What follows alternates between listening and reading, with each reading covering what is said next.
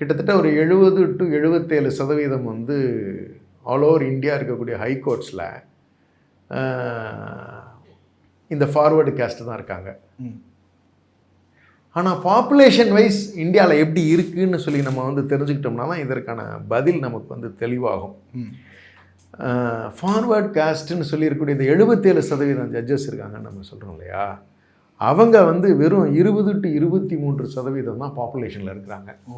3 மடங்கு அதிகமான ரெப்ரசன்டேஷன் உங்களுக்கு இருக்குது. மெஜாரிட்டியாக இருக்கக்கூடிய பிசி வந்து 50% 55% நம்ம பாப்புலேஷனில் இருக்கோம்.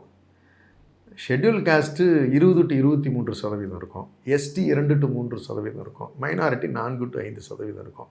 அப்போ கிட்டத்தட்ட 77% இருக்கக்கூடிய மற்ற சமூகத்தினர் என்ன செய்யணுங்கிறத இந்த 22% இருக்கக்கூடியவர்கள் நிர்ணயிக்க வழிவகுக்கப்பட்டிருக்கிறது.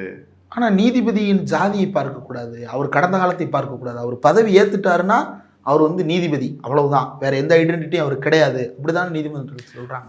அப்போ நீதிமன்றங்கள் எதன் அடிப்படையில் செயல்படணும்னு சொன்னால், கான்ஸ்டியூஷன் ஆஃப் இந்தியா என்ன சொல்லியிருக்கோ அந்த வரம்புகளுக்கு உட்பட்ட தீர்ப்புகள் இருக்கும் பட்சத்தில் கான்ஸ்டியூஷன் இதுதான் சொல்லியிருக்கு, நாங்கள் இதுதான் ஃபாலோ பண்ண கான்ஸ்டியூஷன் அடிப்படையில் தானே எல்லாரும் கொடுக்குறாங்க. இல்லையே, எடுக்கின்ற விதங்கள் வந்து உங்களுக்கு மாறுபட்டு நிற்குது. இப்போ கண்டினியூஸாக நம்ம திருப்பரங்குன்றம் கேஸை எடுத்துக்கிட்டிங்கன்னா கூட தொடர்ந்து அவர் வந்து கோயில் சம்மந்தப்பட்ட விஷயங்களை எல்லாம் கிட்டத்தட்ட 2 ஆண்டுகளாக அவர் தானே ஹேண்டில் பண்ணுறாரு. நீங்கள் ரோஸ்டர் முறையில் 3 மாதங்களுக்கு ஒரு முறை நீங்கள் மாற்ற வேண்டியிருக்கு இல்லையா?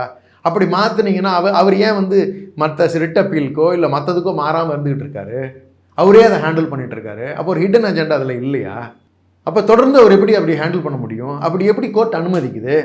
அப்போ இது எங்கேருந்து இந்த அனுமதிகள் வருது அப்படின்னு சொன்னால், இந்த சுப்ரீம் கோர்ட்டில் இருக்கிற ஒரு ஜுடிஷியல் லாபி, சமுதாய ரீதியான ஒரு பலம், ஒரு ஆதரவு.